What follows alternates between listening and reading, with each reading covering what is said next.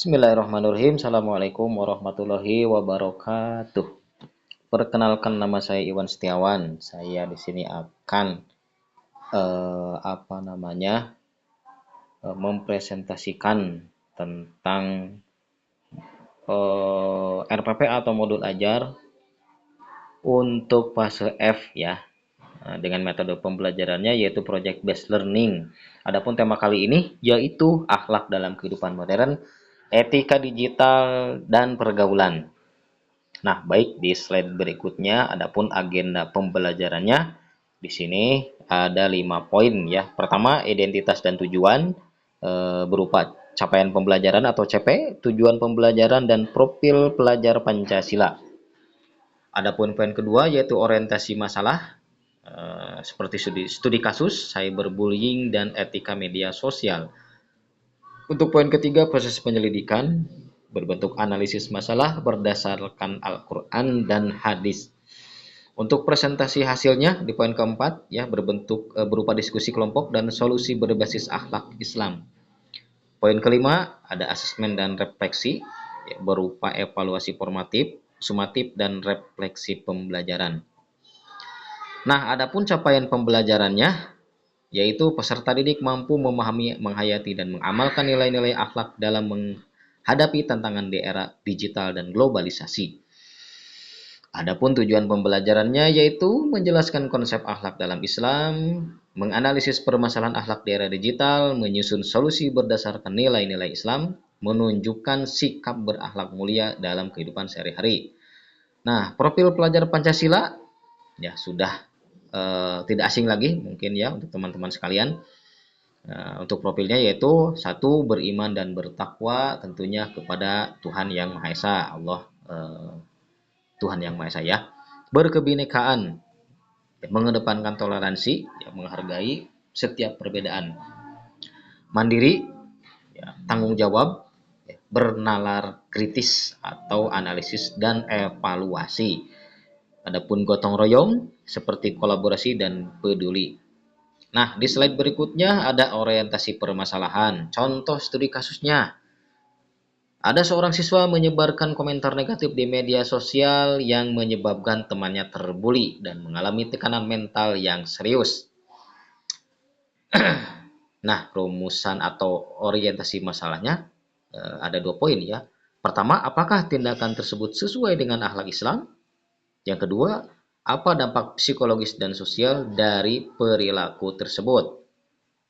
Nah, ini dari studi kasus ini kurang lebih 15 menit ya diuraikannya bersama peserta didik. Nah, adapun langkah-langkah pembelajarannya terbagi menjadi 5 fase mungkin ya. Di fase pertama atau 15 menit pertama berupa orientasi masalah seperti guru menyajikan kasus pertanyaan sebagai pemantik ya atau pemancing. Nah, di 15 menit kedua organisasi kelompok. Ya, guru membagi kelompok menjadi 4 atau 5 orang, lalu membagikan lembar kerja peserta didik.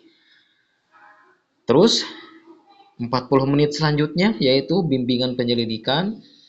Ya, peserta didik dibimbing oleh gurunya untuk menganalisis berikut dalil-dalil Al-Quran dan mencari solusi ya.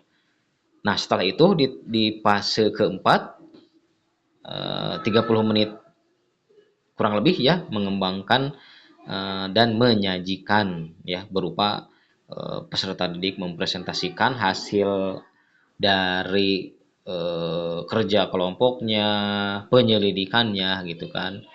Nah, seperti contohnya diskusi ya teman-teman berupa tanggapan dari kelompok satu dan kelompok yang lainnya.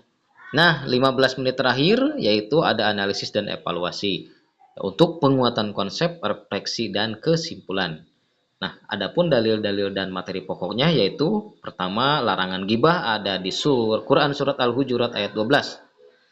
Ya, larangan berprasangka buruk dan mencari-cari kesalahan orang lain. Nah, ayat ini sangat relevan dengan cyberbullying dan hate speech. Nah, materi pokok kedua yaitu perintah berkata baik ada di hadis riwayat Bukhari dan Muslim ya. Barang siapa yang beriman kepada Allah dan hari akhir, hendaklah berkata baik atau diam. Nah, ini sangat relevan dengan etika komunikasi digital ya teman-teman. Lalu ada perkataan yang baik, ada di Quran surat Al-Isra ayat 53. Perintah menyampaikan perkataan yang baik agar tidak terjadi perselisihan dan fitnah di masyarakat. Nah, adapun lembar kerja peserta didik atau LKPD-nya, ya seperti contoh kasusnya seorang siswa sering menyebarkan berita tanpa mengecek kebenarannya terlebih dahulu atau menyebarkan hoax ya. Nah, tugas kelompoknya berupa apa? Satu, ada identifikasi masalah.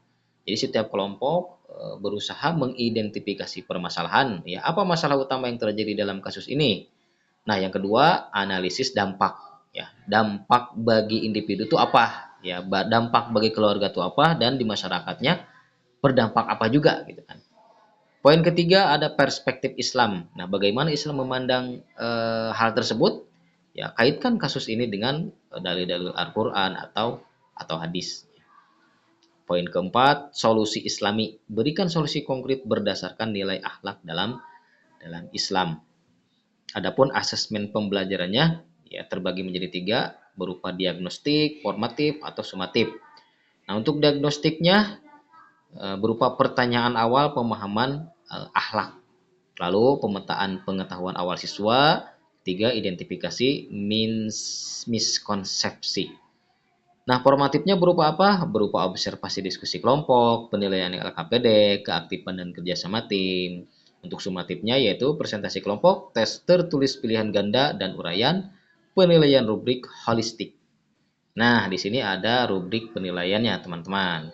Pertama, penilaian diskusi, seperti ada aspeknya ya, dua item, ada aspek partisipasi, ada aspek kerjasama.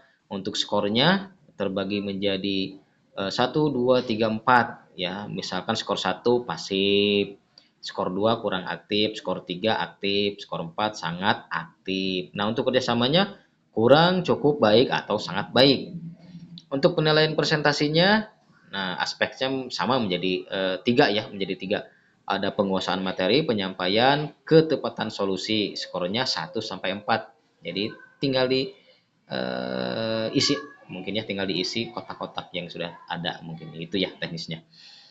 Nah, untuk pengayaan dan remedialnya yaitu untuk pengayaan berbentuk membuat kampanye etika digital Islami berupa poster, video pendek, atau infografis untuk media sosial. Untuk remedialnya, pembelajaran ulang dengan bimbingan guru, ya fokus pemahaman konsep akhlak dasar Islam. Nah, terakhir ada refleksi dan kesimpulan. Kesimpulan pertama, apa pelajaran terpenting yang kamu dapatkan hari ini? Bagaimana penerapannya dalam kehidupan digital sehari-hari? Nilai akhlak apa yang ingin kamu perkuat mulai besok? Nah, terima kasih teman-teman, juga Pak dosen yang sangat kita banggakan. Ya, nah, itu saja mungkin yang dapat saya sampaikan. Terima kasih. Assalamualaikum warahmatullahi wabarakatuh.